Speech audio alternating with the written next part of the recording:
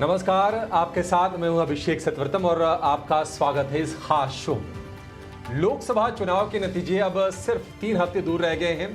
4 चरण के मतदान हो गए हैं और 3 चरण के बाकी हैं। किसकी सरकार बनेगी? क्या कुछ सरप्राइज भी हो सकता है? दरअसल कम वोटिंग परसेंटेज की वजह से बाजार के साथ साथ सबके मन में अब ये सवाल उठ रहे हैं। ऐसे में बाजार और निवेश के लिहाज से आपकी नजर कहां पर होनी चाहिए? चुनाव नतीजों से पहले आपके लिए बाजार में मौके कहां पर बनेंगे? कौन से शेयरों के चुनें? किस सेक्टर में दांव लगाएं जो चुनाव के बाद आपके पोर्टफोलियो को नई उड़ान देंगे? इसी मुद्दे पर बाजार के दिग्गजों से करेंगे चर्चा कि चुनाव नतीजों से पहले क्या हो आखिरी दांव।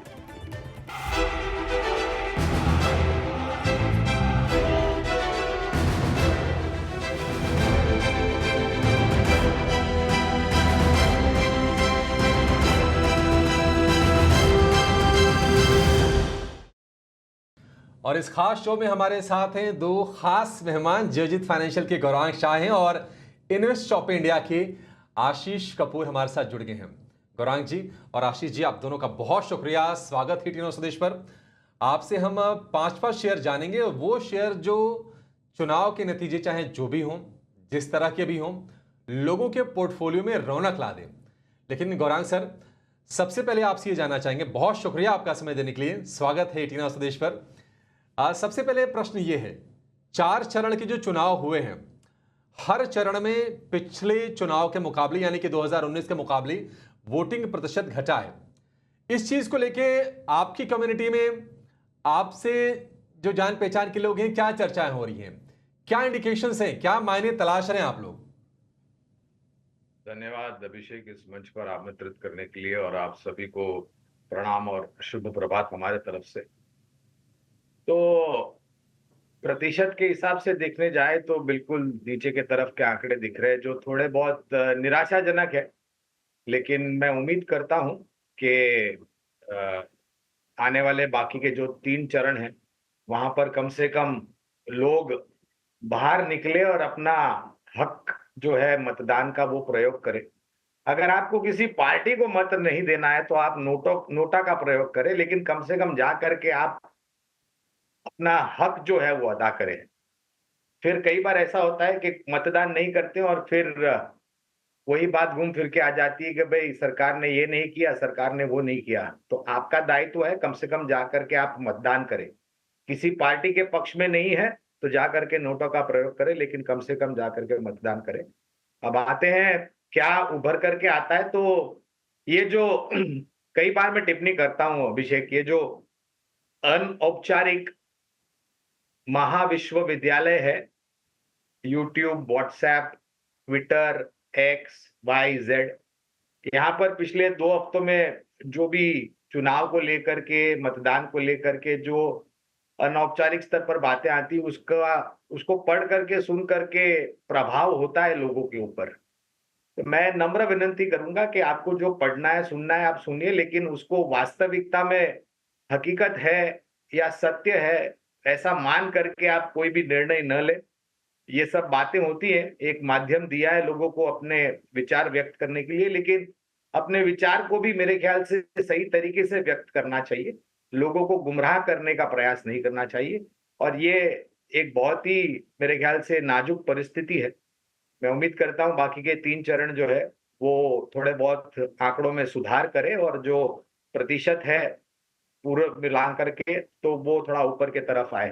तो थोड़ा बहुत अनिश्चितता का वातावरण, और ये रहेगा। 1 जून को आखिरी चरण होगा। मेरे ख्याल से 1 जून को शाम को ही आपके एग्जिट पोल आना शुरू हो जाएंगे। 2 और 3 जून को उस एग्जिट पोल को लेकर के मेरे ख्याल से थोड़ी बाजार में परिस्थिति नाजुक हो सकती है, और खास करके 4 जून को जब ये नतीजे आ जाएंगे, तब 5 जून को जाकर के एक निर्णायक तरीके से हमें दिशा और दशा का पता चलेगा। निश्चित तौर पर 1 जून वो तारीख है। वोटिंग खत्म होने के बाद एग्जिट पोल के नतीजे आएंगे और उसमें तस्वीर काफ़ी हद तक साफ होगी भी। हालांकि 4 जून को तो नतीजे ही आ जाएंगे, लेकिन अनिश्चितता का वातावरण है और अनिश्चितता का यह वातावरण दिख भी रहा है इंडिया विक्स के जरिए। इंडिया विक्स से 21 के आसपास लगातार तेजी है। अप्रैल में जहां पे था, अप्रैल के आखिरी हफ्ते में वहां से डबल हो गया है, 100% से ज़्यादा की तेज़ी हो गई है। और इसी के चलते ऐसा हो रहा है। हमने ये भी देखा है कि जिस जिस दिन चुनाव हुए हैं, वोटिंग हुई है, उस दिन बाजार गिरावट के साथ ही बंद हुए हैं। चलिए, एक और एक्सपर्ट हमारे साथ जुड़ गए हैं, आशीष कपूर हमारे साथ हैं। आशीष जी, बहुत शुक्रिया आपका समय देने के लिए। स्वागत है आपका भी टीना स्वदेश पर। शुरुआत कर लेते हैं सीधे सीधे अब शेयरों से। आशीष जी, चुनाव पर हम नज़र है, नतीजे आ जाएंगे 4 जून को। आप ये बताइए कि आपकी तरफ से आज के लिए पहला शेयर कौन से हैं जो आप रेकमेंड करना चाहेंगे? लिस्ट में क्या है सर आपके? हाँ जी, हाय। देखो, मेरे मुताबिक मार्केट में एक अनसर्टेनिटी जून 4 तक बनी हुई है और रिगार्डलेस ऑफ क्या होता है, कई शेयर ऐसे हैं जहाँ पे आप निवेश कर सकते हैं। स्टॉक ने करेक्ट कर लिया है या आज अदरवाइज एक बहुत अट्रैक्टिव वैल्यूएशन पे कोट हो रहा है। सबसे पहले मैं कहूँगा कि मारुति एक बहुत अच्छा स्टॉक लग रहा है रिगार्डलेस ऑफ क्या होता है इलेक्शन रिजल्ट में। आई थिंक मारुति को अकोमोडेट किया जा सकता है।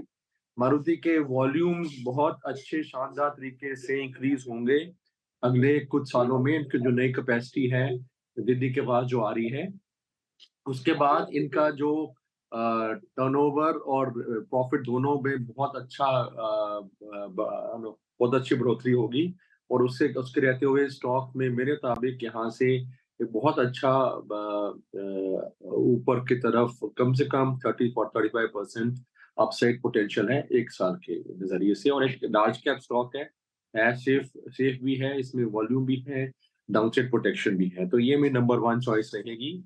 इसके अलावा दूसरा जो स्टॉक मेरे को अच्छा लग रहा है जो कि काफी करेक्ट कर गया है रिजल्ट्स के बाद, वो है टाइटन। टाइटन एक लगातार पिछले कई सालों से अगर आप देखते हो आशीष जी, तो लगातार जी, आपके पास लौटेंगे सर। ठीक है, टाइटन के टारगेट्स बता दिए सर, क्या टारगेट्स हैं टाइटन के? हाँ जी, टाइटन का टारगेट मेरे मुताबिक 4000 का है जो कि एक साल में आना चाहिए और मारुति का टारगेट इज अबाउट 1800। ठीक है, मारुति का 18,000 का टारगेट, टाइटन का 4,000 रुपए का टारगेट। ये एक साल के नज़रिए से दोनों के दोनों शेयर सुझाए गए हैं, मारुति और टाइटन। आज आशीष जी के पास फिर से लौटेंगे और भी शेयर से एक एक करके सारे शेयर आज हम जानेंगे कि आपको नतीजों से पहले, चुनाव के नतीजों से पहले आखिरी दाव कहां पर लगाना है।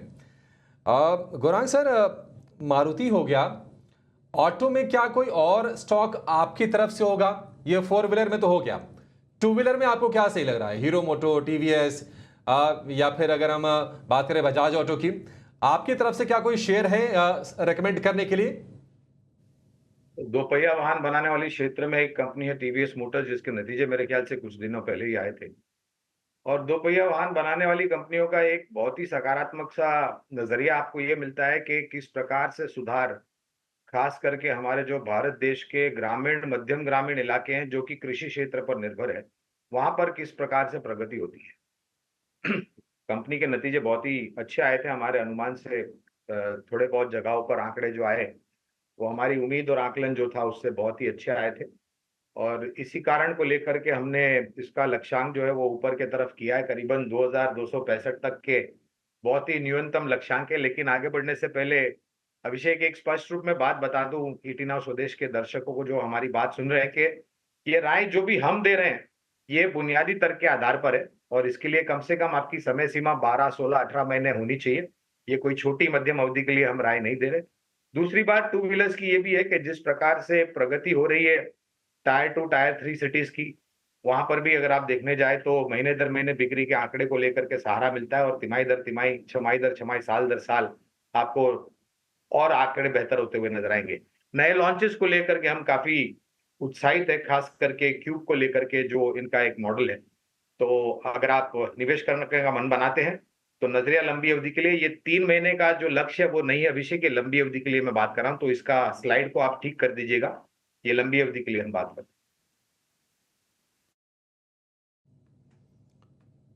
ठीक है, लंबी अवधि के लिए टीवीएस मोटर का लक्ष्य होगा 2265 रुपए का।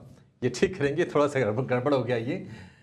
लेकिन टीवीएस मोटर एक बढ़िया स्टॉक यहाँ पर सुझाया गया है गौरांग सर की तरफ से।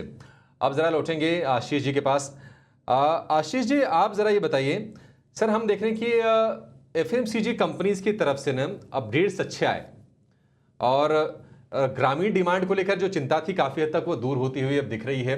कमेंट्री कम से कम ये कह रही है, क्या कंजम्पशन में कोई शेयर आपके पास है जो अगर कोई खरीदे अगर इस वक्त इस भाव पे तो सही रहेगा पोर्टफोलियो बिल्डिंग के लिहाज से?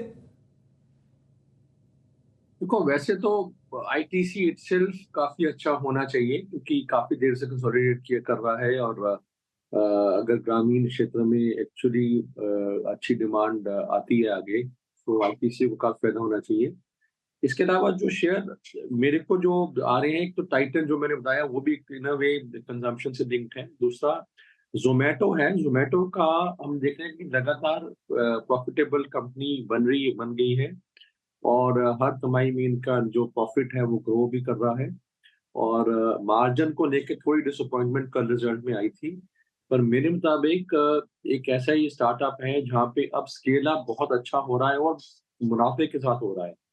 और इसमें जो फूड डिलीवरी का जो बिजनेस है इसमें इनकी क्लियर लीडरशिप भी है और आगे बहुत अच्छा ग्रोथ आने वाला है। तो इसको मेरे मुताबिक 1 साल के नज़रिए से 300 के टारगेट से आप खरीदारी कर सकते हैं। एंड ये भी ऐसी चीज़ है जो कि चलनी है, नतीजों में कुछ बहुत ज़्यादा अंतर नहीं आने वाला फूड डिलीवरी बिजनेस का। तो ये भी मेरे मुताबिक आप खरीदारी इलेक्शन रिजल्ट से पहले भी कर सकते हैं और 1 साल में मेरे मुताबिक 300 का एक टारगेट आना चाहिए। ठीक है, 1 साल के लिए 300 रुपए का टारगेट है, ये है ज़ोमैटो के लिए। चलिए आगे बढ़ेंगे। ज़ोमैटो को दरअसल यूबीएस ने एक बढ़िया टारगेट दिया है 250 रुपये का फ़िलहाल के लिए, लेकिन आपके लिए जो टारगेट बनेगा वो होगा 300 रुपये का। आप ये ध्यान रख के चलिए। गर्मियों का सीज़न चल रहा है गौरांग सर, और हम देख रहे हैं कि पावर स्टॉक्स तो फोकस में है। क्या इस समर सीजन के लिहाज से कोई शेयर पोर्टफोलियो में शामिल करना चाहिए? तो सिर्फ गर्मियों को ध्यान में रखते हुए नहीं इस साल के लिए, मगर आने वाले कई साल तक, क्योंकि पारा जो है गर्मी का वो आने वाले सालों में यहाँ से और भी ऊपर जाता जाएगा, जिस प्रकार से पर्यावरण और मौसम जो बदल रहा है उसको लेकर के। तो एक कंपनी है, ये कंपनी मेरे ख्याल से कूलर्स में एक बहुत ही बड़ा नाम है, सिम्फनी लिमिटेड। और इनके प्रोडक्ट्स ठीक है, शहरों में तो आपको ज्यादातर विंडो एसी या स्प्लिट एसी लगते हुए नजर आते हैं, लेकिन छोटे शहरों में और ग्रामीण मध्यम ग्रामीण में आप देखें तो कूलर्स का इस्तेमाल बहुत होता है।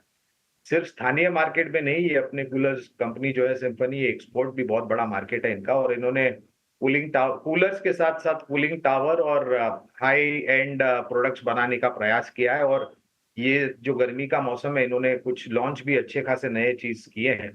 और हमारा अनुमान और आकलन कहता है कि जिस प्रकार का मार्केट है और मार्केट शेयर है सिम्फनी का, नतीजे आने वाले के भविष्य में जो है वो अच्छे आएंगे। और निरंतर प्रयास आर&डी के द्वारा कंपनी कर रहा है, नए नए प्रोडक्ट्स हर साल गर्मी के मौसम में लेकर के आए। और अच्छी बात ये अभिषेक के जितने भी नई प्रोडक्ट्स अभी तक इन्होंने मार्केट में लॉन्च की है, उपभोक्ताओं ने इन्होंने दोनों हाथों से इनको खरीदा है और इसका स्वागत किया है। तो बुनियादी दर के आधार पर लंबी अवधि के लिए 1150 के लक्ष्यांक लेकर के चल रहे हैं। ठीक है, 1150 रुपए के टारगेट होंगे सिम्फनी के लिए। बढ़िया है, ये बेहतरीन शेयर आपके पोर्टफोलियो में होना चाहिए। लेकिन बैंकिंग और फाइनेंशियल, इसके बिना चर्चा थोड़ी अधूरी सी रहती है, क्योंकि अगर बाजार को चलना है, ऊपर जाना है, तो बैंकिंग फाइनेंशियल का रोल बड़ा क्रूशियल होता है। आशीष जी, बैंकिंग फाइनेंशियल में से कोई शेयर आपके लिस्ट में है क्या जो आप रेकमेंड करना चाहेंगे चुनाव के नतीजों के लिहाज से?